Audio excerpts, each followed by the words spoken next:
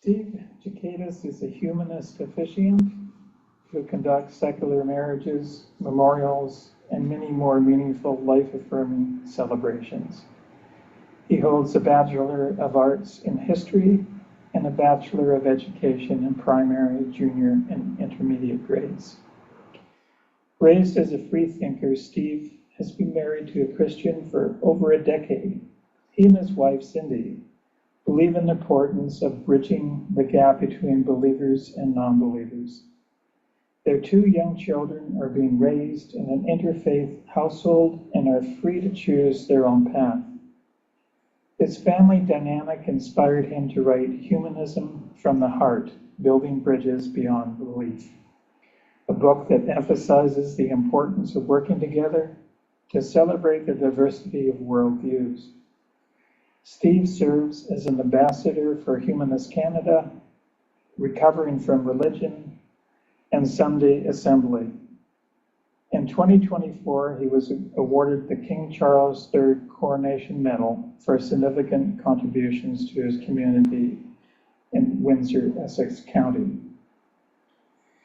Please, let's welcome Steve as he comes to the podium to share how the Recovering from Religion organization fosters healing and personal autonomy through peer support, professional resources, and a commitment to meeting people where they are in their journey.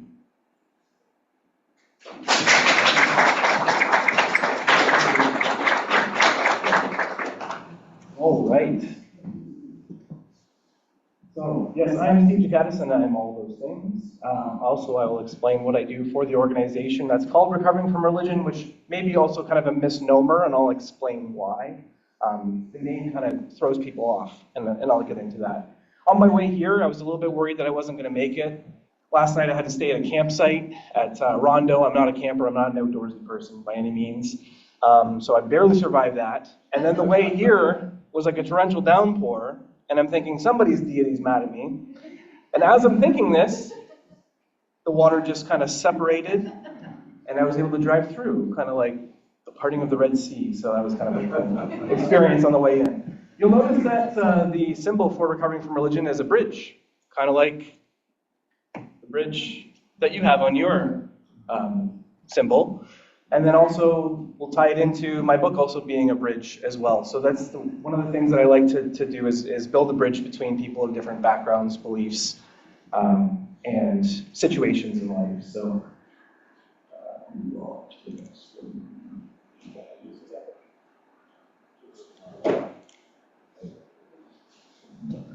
okay, kind of looks like me, I guess. So who am I? So David explained who I am. However, these are the things that I actually do for the organization Recovering from Religion. I am the former online community director, so I'll explain what the online community is. I'm also a former ambassador program director, resource library co-creator, so I created the library with a friend of mine, John, who I'll talk about in a second as well. Currently, I'm a helpline agent, and I'm also an ambassador, and I'm an online community moderator. So we're going to get into this today. Where do we come from? Who are we?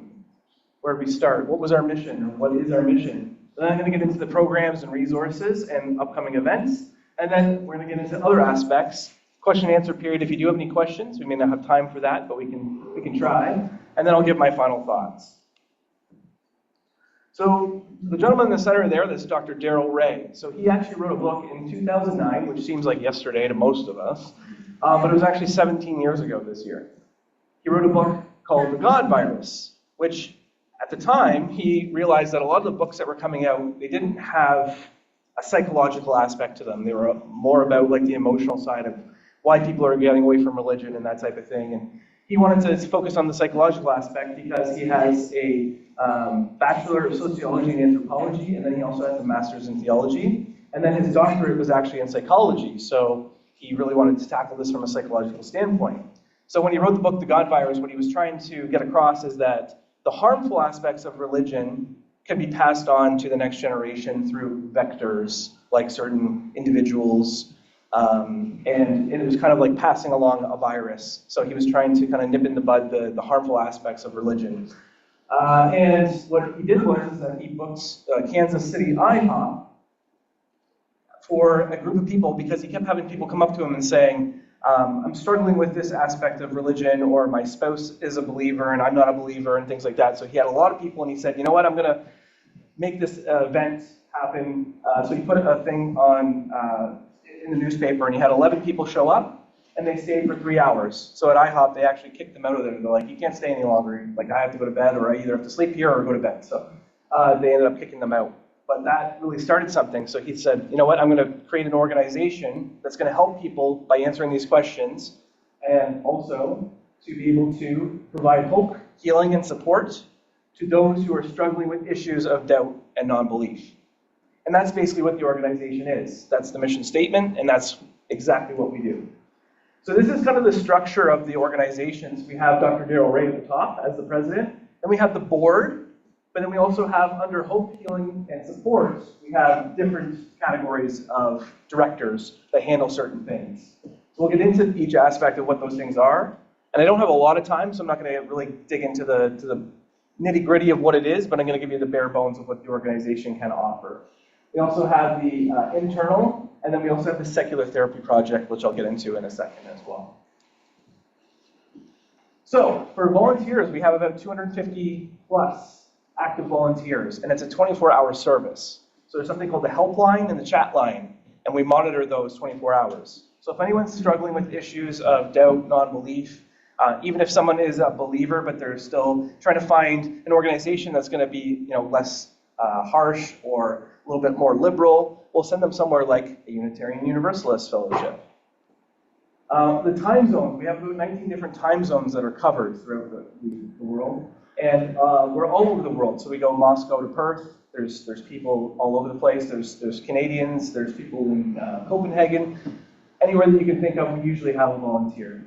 There's also a secular therapy project, which we talked about earlier. And the secular therapy project is basically if someone is struggling and needs a therapist, but they don't want to go with somebody who maybe has a religious background, we have a service where they vetted every single therapist to ensure that they're going to be using the most up-to-date science. And there's 1,097 in 9 different countries across the world. We actually have some in Canada as well. There's one in British Columbia by the name of Janice Selby, and she's also a public speaker. And we also, so the clients, there's 38,297 clients so far using the secular therapy project. And then we also have support groups. Support groups are kind of, I would say like this, a group of people who meets and just kind of has a guided discussion on the things that they need to see in their life, the hopes, the joys, the concerns, and that type of thing, and it's all guided. So there's 60 of those worldwide. So what we do and what we don't do.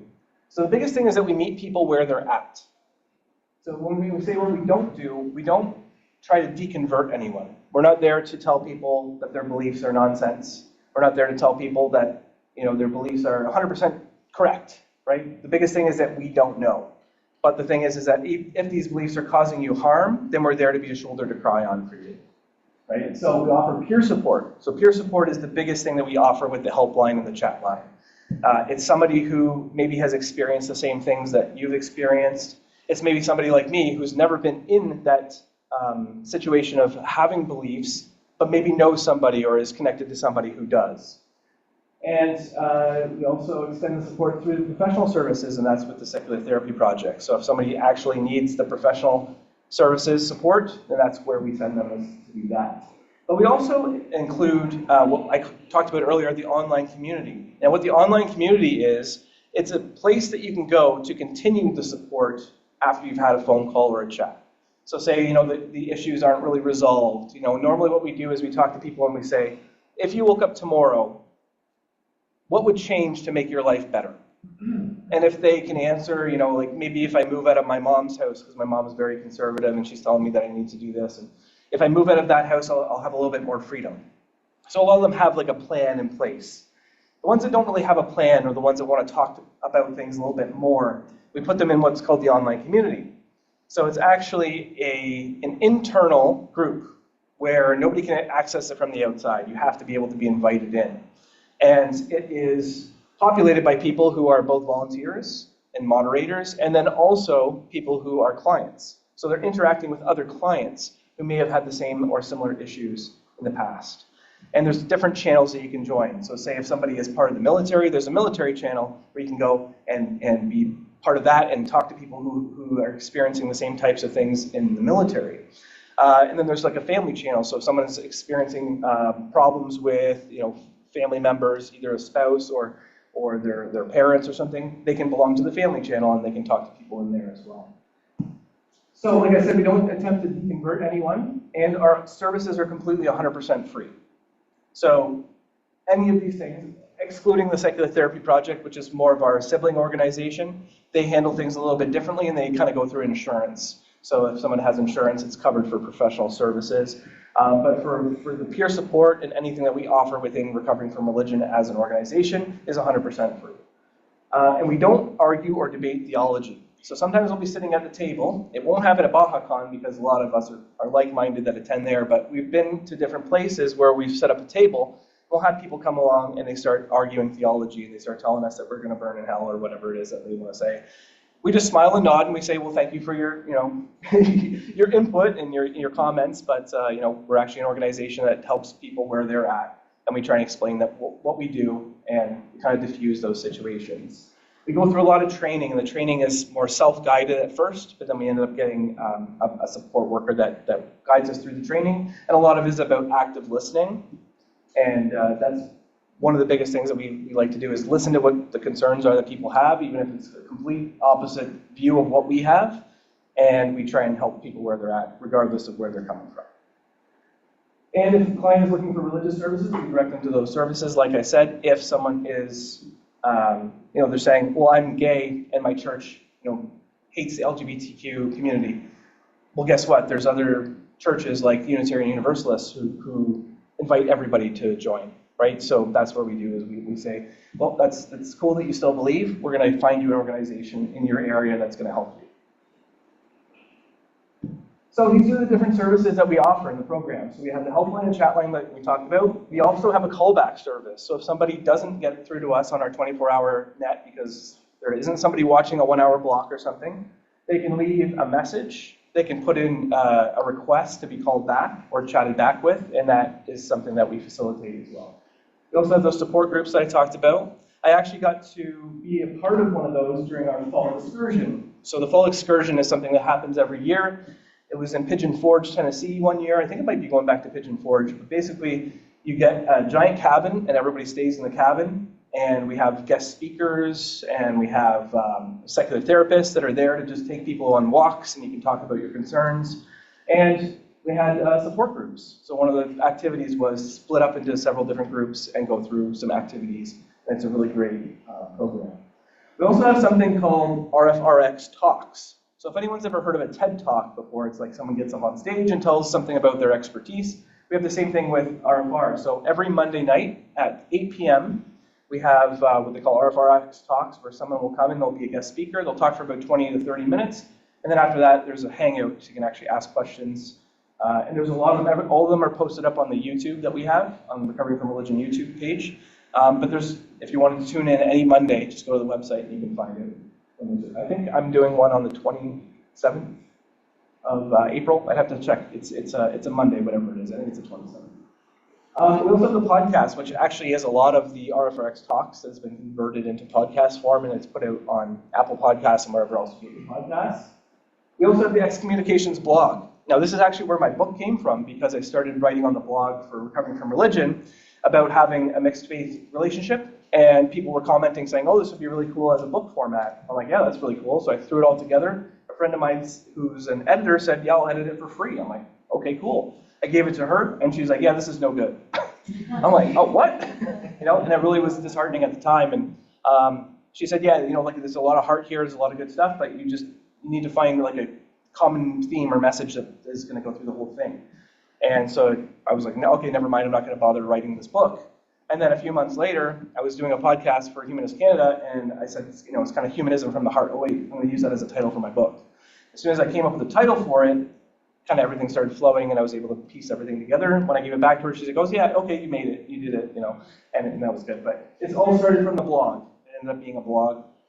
And I ended up tearing it all down because it changed so much after I had posted it. So it's no longer there, but there is the Excommunications blog, which is a lot of people explaining their stories of deconversion or deconstruction. So if anyone's interested in checking out that, there's that as well. And then we talked about the online community, but there's also online hangouts. So in the community, we also have guests who come in and talk to people. I've had Seth Andrews come in and talk to people on the online hangouts, and Secular Rarity, if anyone's familiar with that person. They come in and do the hangouts, but every week we have online hangouts where we can just get together with volunteers and clients and just talk about some concerns that we have. So this right here shows the map, and it shows how many members are part of the community groups. So we have 63 groups. There's 11,806 members in 8 countries. And then, so this is the group meeting calendar. So if you go on our website and you want to look up where you're located, you can put in Sarnia and it'll bring up the closest ones. And then there's also the Secular Therapy Project map. So it shows all over the world where those secular therapists are. So yeah, you can actually see up there in Canada there we have quite a few. And so there's the numbers again that you can see, but that's what you can see if you look at the map online. Now this right here is the resource library. So the resource library is really cool because you can actually type in anything that you want to see, and it'll pop up with resources regarding that. So the biggest one that we normally see is people, coming out of religion as the top search, but also a lot of times people have a fear of hell still, even if they've come out of religion or like a high control religion. And a lot of times people are still worried about that they're going to be going to hell. So we have a lot of resources on that, and one of the best ones is How to Get Over the Fear of Hell by Holy Kool-Aid. That's a really cool video where he actually goes to the areas of like Jerusalem and stuff where like the ideas of hell came from. It's really cool. Another biggest one is religious trauma syndrome. Now that's something that is not in the DSM as being an actual syndrome that's been recognized yet, but our secular therapists are familiar with the term and they're working with people who may or may not have religious trauma syndrome. That's not something that we can diagnose as peer support workers, and that's why when we pass them off to professional services, they can handle that. And then, yeah, move on to, so how you can help. You can volunteer, so we are always looking for volunteers. There's different types of volunteers. There's people that work on the back end and never see the light of day. They help out with the website, they help out with planning and programming and things like that. You can also donate, attend events, so any event you attend, so say BajaCon and you come up and talk to me at the table, that's a perfect way to show that you're supporting us. Use our services, and you can also spread the word. So those are the best ways that you can help us out.